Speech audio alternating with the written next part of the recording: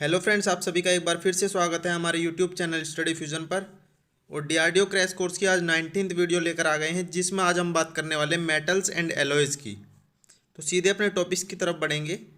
Channel को subscribe नहीं किया तो चैनल को सब्सक्राइब करके बेल आइकन को प्रेस कर लें। देखिए दोस्तों, अगर बात करें इंजीनियरिंग मटेरियल्स के क्लासिफिकेशन की, तो वो कुछ इस प्रकार से किया जा सकता है।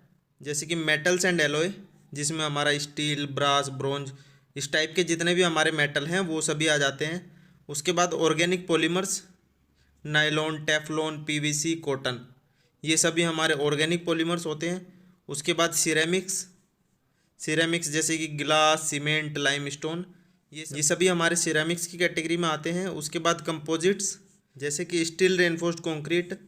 और लास्ट हमारा सेमीकंडक्टर, जिसमें सिलिकॉन, बोरॉन, जर्मेनियम, ये सभी आ सकते हैं। तो आज की वीडियो में जो हम बात करने वाले हैं दोस्तों, वो है हमारा मेटल एंड एलॉयज़। तो सबसे पहले हम बात करेंगे फेरस मेटल्स की। फेरस मेटल्स दोस्तों क्या होते हैं, जिसमें जो मेंस कॉन्स्टिट्यूएंट होता है वो होता है हमारा आयरन। तो जिन मेटल्स में आयरन एज मेन मेटल पाया जाता है उनको हम फेरस मेटल्स कहते हैं। तो फेरस मेटल्स को बनाने का या फिर उनको एक्सट्रैक्ट करने का जो प्रोसेस है वो कुछ इस प्रकार है। तो सबसे पहले हम आयरन ओर की माइनिंग करते हैं अर्थ से। तो जो हमें आयरन ओर माइनिंग के बाद प्राप्त होता है उसको हम डालते हैं ब्लास्ट फर्नेस में। और ब्लास्ट फर्नेस में प्रोसेस होने के बाद उससे हमें मिलता है दोस्तों पिग आयरन। और इस पिग आयरन को हम डिफरेंट डिफरेंट फर्नेसेस में डालते हैं। जैसे कि इसे हम क्यूपोला फर्नेस में प्रोसेस करेंगे तो हमें प्राप्त होगा कास्ट आयरन। इसके अलावा अगर पुडिंग फर्नेस में हम इसको प्रोसेस करते हैं तो हमें मिल जाएगा रोट आयरन। और उसके बाद ये स्टील बनाने के लिए भी हमारे पास कुछ फर्नेस होती है, जैसे कि बेसिमर कन्वर्टर, इलेक्ट्रिक फर्नेस या फिर ओपन आर्थ प्रोसेस। इन सभी से हमें स्टील प्राप्त होगा। तो इस फ्लो चार्ट से आप आसानी से समझ सकते हैं कि आयरन ओर से स्टील, रोट आयरन और कास्ट आयरन हम कैसे प्राप्त करते हैं। बात करें अगर आयरन ओर की, तो हमारे पास 4 टाइप की आयरन ओर होती है, जो कि होती है हेमेटाइट, मैग्नेटाइट, लिमोनाइट और साइडराइट। और जिनमें से जो हेमेटाइट है दोस्तों, इसमें आयरन का कंटेंट सबसे ज़्यादा पाया जाता है। और इसमें आयरन कंटेंट हो सकता है दोस्तों 70% तक। तो ये सभी हमारी आयरन ओर हैं, ये भी आप चारों ध्यान रखेंगे। उसके बाद फर्नेस जो है दोस्तों इम्पोर्टेंट, वो सभी देख लीजिए। फर्स्ट जो आप देख रहे हैं वो है हमारी ब्लास्ट फर्नेस। और ब्लास्ट फर्नेस का यूज़ किया जाता है दोस्तों पिग आयरन प्राप्त करने के लिए आयरन ओर से, जैसा कि हमने फ्लो चार्ट में भी देखा। उसके बाद जो दूसरी आप देख रहे हैं ये है दोस्तों क्यूपोला फर्नेस। और क्यूपोला फर्नेस से हमें प्राप्त होता है दोस्तों कास्ट आयरन। और इसमें जो रॉ मटेरियल डाला जाता है वो होता है हमारा पिग आयरन। उसके बाद लास्ट जो हमारा ये है हमारा पुडिंग फर्नेस। और इससे हमें रोट आयरन या फिर पिटवा लोहा प्राप्त होता है। तो ये दोस्तों हमारी फर्नेसेस हो गई। इसके बाद दोस्तों कार्बन स्टील, तो वन बाय वन सभी को देखते हैं। तो सबसे पहले हमारा रोट आयरन, जिसको पिटवा लोहा भी कहा जाता है। और इसमें जो दोस्तों आयरन के साथ जो कार्बन का कंटेंट होता है वो हमारा 0.1% से कम होता है। और रोट आयरन में हमारा आयरन सबसे अधिक पाया जाता है। उसके बाद दूसरा है हमारा लो कार्बन स्टील, या फिर इसी को हम माइल्ड स्टील भी बोलते हैं। इसमें जो हमारा कार्बन का कंटेंट होगा वो होगा 0.1 से 0.3% तक। फिर उसके बाद आ जाएगा मीडियम कार्बन स्टील। इसमें हमारा कार्बन कंटेंट हो जाएगा 0.31% से लेकर 0.6% तक। इसके बाद high carbon steel. High carbon steel में हमारा कार्बन कंटेंट होगा 0.61 से लेकर 1.5% तक। और लास्ट हो जाएगा हमारा कास्ट आयरन। कास्ट आयरन में जो कार्बन का कंटेंट होता है दोस्तों वो होता है 2 से 4% के बीच। तो ये सभी हमारे हो गए कार्बन स्टील्स। रोट आयरन को अगर छोड़ देंगे तो ये हमारे सेकंड से लेके 5th तक, इन सभी को हम बोलेंगे कार्बन स्टील। नेक्स्ट देखिए दोस्तों मैकेनिकल प्रॉपर्टीज़। तो जितने भी हमारे मेटल्स होते हैं उनकी कुछ मैकेनिकल प्रॉपर्टीज़ होती है, उन सभी के बारे में हमें पता होना चाहिए। तो सभी को दोस्तों देखते हैं। तो सबसे पहला है हमारा इलास्टिसिटी। और ये है हमारा ability to regain its original shape after stretching. तो जब किसी मेटल को स्ट्रेच किया जाता है और स्ट्रेच होने के बाद अगर वह अपनी पोजीशन में वापस आ जाता है तो हम कहेंगे कि उसकी इलास्टिसिटी अच्छी है। जैसे कि हमारी स्प्रिंग होती है दोस्तों, स्प्रिंग हमारी साइज को रीगेन कर लेती हैं, तो वो उनकी जो इलास्टिसिटी है वो काफ़ी अच्छी होती है। उसके बाद सेकंड है प्लास्टिसिटी। और ये होगा ability to undergo permanent deformation without rupture. तो परमानेंट डिफॉर्मेशन की जो एबिलिटी होती है हमारे मेटल की, उसको हम बोलते हैं दोस्तों प्लास्टिसिटी। उसके बाद नेक्स्ट है हार्डनेस, और हार्डनेस दोस्तों रेजिस्ट करती है स्क्रैचिंग, अब्रेजन, कटिंग और पेनेट्रेशन। तो जितना मेटल हार्ड होगा उस पर स्क्रैच करना, उसको कट करना या फिर उसमें पेनेट्रेशन करना उतना ही मुश्किल हो जाएगा।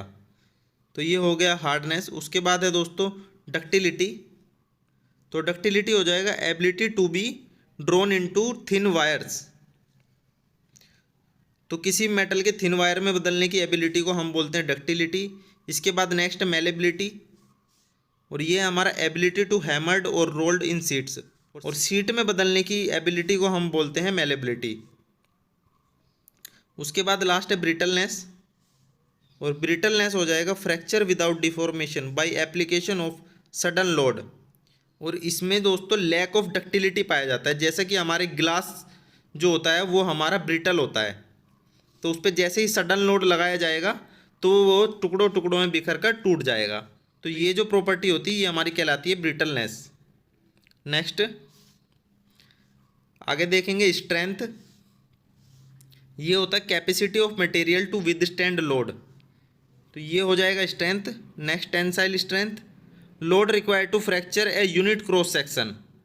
तो किसी यूनिट क्रॉस सेक्शन को ब्रेक करने के लिए जो लोड की आवश्यकता होगी वही हमारा टेंसाइल स्ट्रेंथ कहलाती है। उसके बाद yield strength, ability to resist plastic deformation.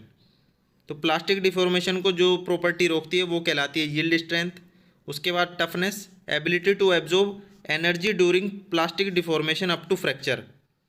तो उसके फ्रैक्चर होने से पहले प्लास्टिक डिफॉर्मेशन में जो एनर्जी कोई मेटल एब्जॉर्ब करता है वो हमारी टफनेस हो जाएगी। नेक्स्ट स्टिफनेस, स्टिफनेस है ability to resist deformation. Stiffness हमारे किसी भी प्रकार के डिफॉर्मेशन को रोकता है। उसके बाद दोस्तों लास्ट के जो ये दो हैं ये बहुत ही ज़्यादा इंपॉर्टेंट है और बहुत बार एग्जाम्स में पूछे जाते हैं। ये है हमारे फटीग एंड क्रीप। तो ये होगा दोस्तों डिफॉर्मेशन और failure of a body due to repeatedly applied load. तो जो भी हमारे साइक्लिक लोड होंगे जो रिपीटेडली बार बार किसी बॉडी के ऊपर लगते हैं और उसकी वजह से जो हमारा फेलियर होगा वो हमारा दोस्तों कहलाता है फटीग। तो ये काफ़ी इंपॉर्टेंट है, इसको आप जरूर ध्यान रखेंगे। उसके बाद लास्ट है क्रीप, और ये भी काफ़ी इंपॉर्टेंट है। ये होगा हमारा slow and permanent plastic deformation recorded with passage of time at constant loading.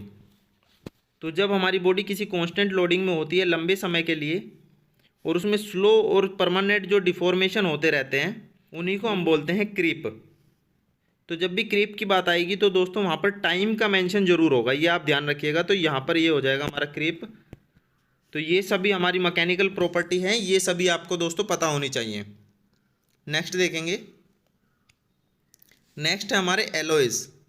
Alloys क्या होते हैं दोस्तों? मिक्सचर ऑफ टू और मोर मेटल्स और मेटल एंड नॉन मेटल। तो दो या दो से अधिक मेटल या फिर मेटल और नॉन मेटल को मिक्स करके जो कंपाउंड या मेटल्स बनाए जाते हैं उनको हम बोलते हैं एलॉयज।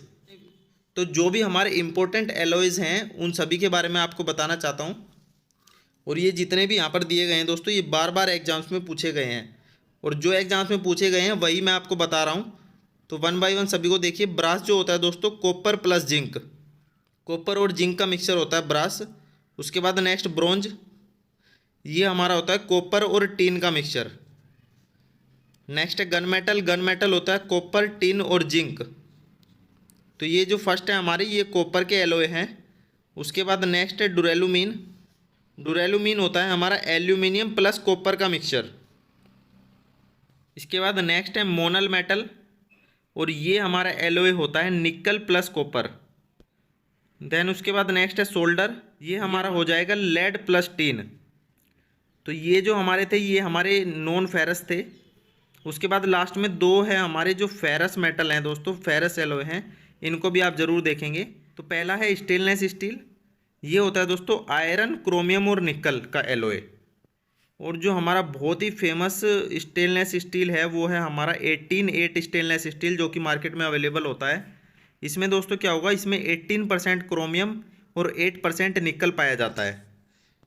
तो ये भी आप ध्यान रख लीजिएगा, ये काफ़ी इंपॉर्टेंट है। उसके बाद नेक्स्ट है हमारा हाई स्पीड स्टील, और हाई स्पीड स्टील में जो हमारा सबसे फेमस जो हाई स्पीड स्टील है उसको हम बोलते हैं 1841 हाई स्पीड स्टील।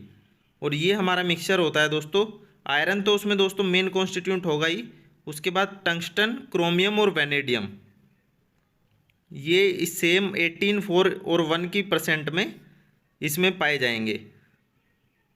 तो ये हो जाएंगे हमारे सभी एलॉय। सभी के सभी दोस्तों आपको याद होने चाहिए। इनमें से कोई भी एक या दो एग्जाम्स में पूछे जा सकते हैं। तो मेटल और एलॉय के जो इंपॉर्टेंट चीज़ें थी दोस्तों, मैंने आज की वीडियो में आपको बता दी है। आज की वीडियो दोस्तों इतनी ही होगी।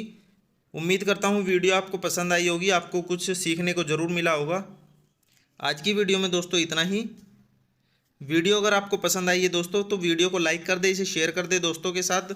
हमारे चैनल को अभी तक सब्सक्राइब नहीं किया है तो चैनल को सब्सक्राइब करके बेल आइकन को प्रेस कर ले। Thank you and take care.